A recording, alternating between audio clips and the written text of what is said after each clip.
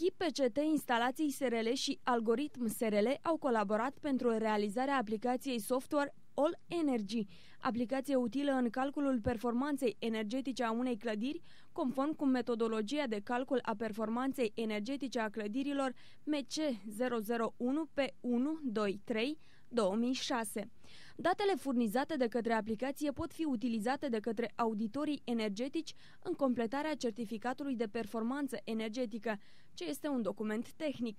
Aceleași date pot fi utilizate cu caracter informativ și de către societățile de construcții, birourile de arhitectură, dezvoltatorii imobiliari pentru evaluarea performanței energetice a clădirii prin compararea rezultatelor cu cele ale clădirii de referință stabilită prin metodologie, precum și încadrarea clădirii într-o clasă de performanță energetică. Cerințe tehnice pentru instalarea aplicației. Sistem de operare: Windows 98, 2000, XP, Vista. Software necesar: Adobe Reader, minim versiunea 7.0. Spațiu pe hard disk, minim 70 MB. Rezoluție display, minim 800 pe 600.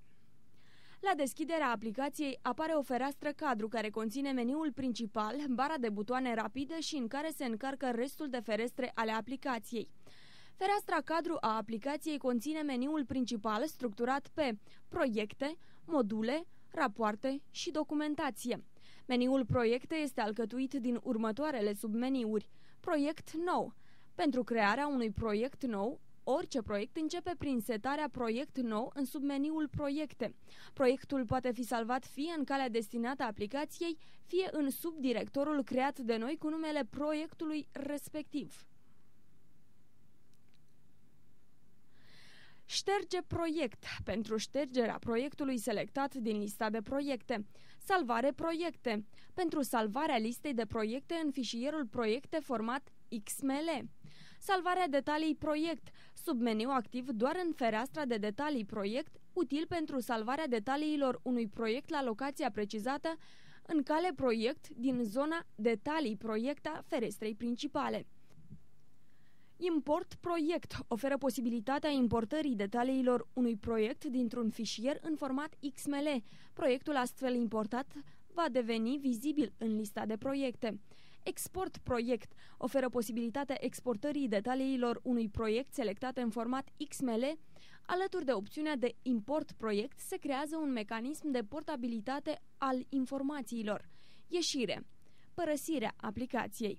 Meniul module conține submeniuri care constituie legături către cele 7 module de calcul ale aplicației și anume consumul anual de căldură pentru încălzire, consumul anual de căldură pentru preparare apă caldă de consum, consumul anual de energie electrică pentru iluminat, consumul anual de energie, frig pentru climatizare, ventilare, consumul anual de energie pentru ventilare mecanică, penalități acordate clădirii, indicii de emisie CO2. Prezentarea în detaliu a modulelor poate fi găsită în tutorialele 2.6. Meniul unelte are următoarele funcțiuni: importul și exportul informațiilor referitoare la clădirea de referință și adăugarea modulului economic în proiect pentru analiza soluțiilor propuse în cadrul auditului. Pentru a obține certificatul de performanță energetică vom avea nevoie și de datele clădirii de referință, care reprezintă o clădire virtuală având aceeași formă geometrică, volum și arie totală a anvelopei ca și clădirea reală, dar cu anumite caracteristici diferite. Detaliile legate de clădirea de referință și modul de import al acesteia în proiectul pe care îl elaborăm sunt prezentate în tutorialul 5, clădirea de referință, certificatul energetic și rapoartele aplicației.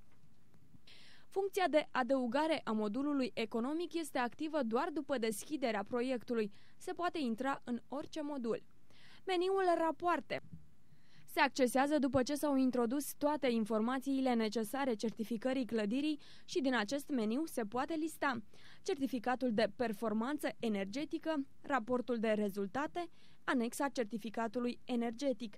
Funcționalitatea butoanelor este activă din fereastra de detalii proiect.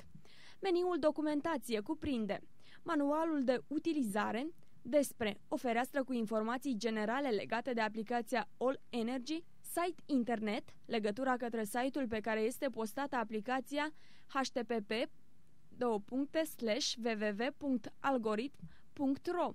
Întrebări frecvente și aici găsiți răspunsurile la întrebările frecvente adresate de utilizatorii aplicației. Bara de butoane rapide cuprinde iconițe din care se comandă direct diversele funcțiuni din meniuri și submeniuri. Zona încărcare fereastre se comportă ca o zonă cadru în care se încarcă toate ferestrele active ale aplicației, oferind astfel posibilitatea utilizatorului de a naviga și manipula cu ușurință ferestrele deschise. La partea inferioară a ecranului se găsesc informațiile referitoare la proiect, adresa și date despre auditorul energetic care elaborează proiectul. Fereastra principală este împărțită în 3 zone active: listă proiecte, info proiect selectat, butoane rapide, module. Lista proiecte se încarcă la deschiderea aplicației din fișierul proiecte.xml aflat în același director cu aplicația. Se poate selecta un singur proiect la un moment dat, detaliile acestuia încărcându-se în zona detalii proiect. Lista beneficiază și de un meniu contextual vizibil când este acționat butonul dreapta a mouse-ului pe unul dintre proiecte, activă o combinație de taste. Rezultatele utilizării acestor combinații fiind aceleași cu acele ale acționării butoanelor corespunzătoare din bara de butoane rapide din fereastra cadru. Info-proiect. Informațiile conținute în această zonă fac referire la denumirea proiectului, beneficiarul serviciilor de audit energetic, calea către fișierul cu extensia XML, ce va conține toate datele și calculele corespunzătoare celor 7 module ale unui proiect, o zonă de observații plus alte date necesare certificării, cum sunt categoria clădirii, anul construirii, regimul de înălțime, precum și caracteristicile geometrice ale acestuia, respectiv aria utilă, aria desfășurată, volumul interior. În zona infoproiect, în funcție de situația concretă, se pot bifa submodulele: casa scării, subsol, pod, alt spațiu neîncălzit și se alege programul de ocupare al clădirii: ocupare continuă sau ocupare discontinuă.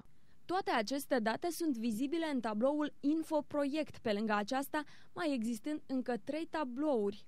Adresa, în care se introduce adresa clădirii pentru care se fac calculele, strada, nume, localitate, județ; auditor energetic, în care se introduc datele corespunzătoare auditorilor energetici implicați în evaluarea energetică a clădirii, specialitatea, numele și prenumele auditorului, seria și numărul certificatului acestuia; și clădire referință, în care se completează datele corespunzătoare clădirii de referință. Butoanele care ajută la completarea datelor din zona auditor energetic sunt: adăugare date persoană, se deschide un formular în care se completează numele, prenumele, rolul și datele de contact; modificare date persoană, ștergere date persoană selectate din listă. Fereastra detalii proiect. Această fereastră se deschide atunci când se dorește încărcarea modulului 1.7 sau date raport. În partea stângă a ferestrei există sub formă de noduri ordonate arborescent, date corespunzătoare fiecărui model sau tabelele populate cu valori necesare calculelor din aceste module. Ordinea în care sunt încărcate este module proiect, modul 1, modul 2, modulul 3, modul 4, modul 5, modul 6, modul 7 și date raport, tabele. În zona centrală, dreapta, se încarcă controalele și datele corespunzătoare nodului selectat în arborele din stânga. Pot exista simultan mai multe astfel de ferestre încadrate în fereastra cadru pentru oricare dintre proiectele din lista de proiecte a ferestrei principale. Tabele. Tabelele sunt utilizate pentru păstrarea valorilor unor variabile ce intervin în modulele de calcul. Salvarea datelor din tabele se face automat în momentul în care au fost aduse modificări. Tabelele se încarcă în ferestre de detalii proiect în momentul în care se accesează unul dintre modulele de calcul din fereastra principală a aplicației.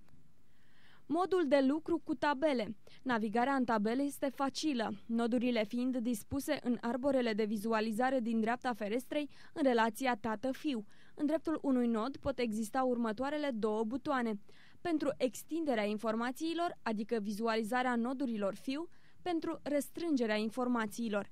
Pentru orice valori, așa cum au fost descrise la punctul anterior, conținute într-un tabel, modificarea se face dând pe nodul corespunzător valorii În partea centrală a ferestrei se va încărca valoarea curentă reținută în tabel cu posibilitatea de a fi modificată.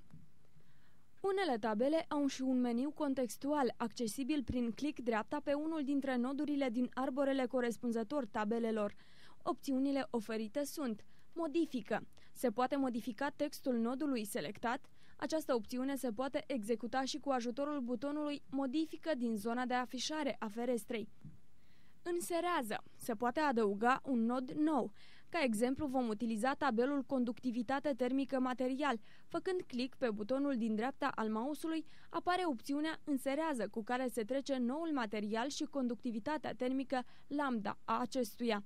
Șterge. Se poate șterge nodul selectat.